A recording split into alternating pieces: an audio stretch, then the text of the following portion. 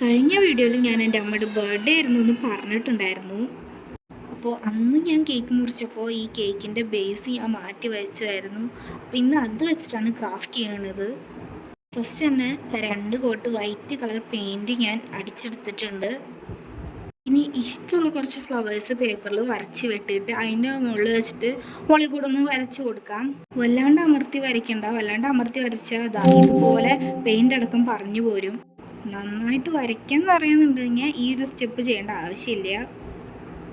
ഇനി ഒരു CD marker എടുത്തിട്ട് അതിൻ്റെ മുകളിൽ കൂടെ ഒക്കെ ഒന്ന് വരച്ച് കൊടുക്കുക. ഞാനൊരു സൈഡിൽ കുറച്ച് റൈറ്റിങ്സ് കൂടെ എഴുതി കൊടുത്തിട്ടുണ്ട്.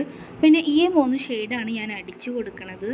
പിങ്ക് കളർ തീമിലാണ് ചെയ്യണേ. പിന്നെ വീണ്ടും CD മാർക്കർ വെച്ച് വരച്ചിട്ട് ആ ഫ്ലവർ ഒന്ന് പെയിൻ്റ് അടിച്ചെടുക്കുക.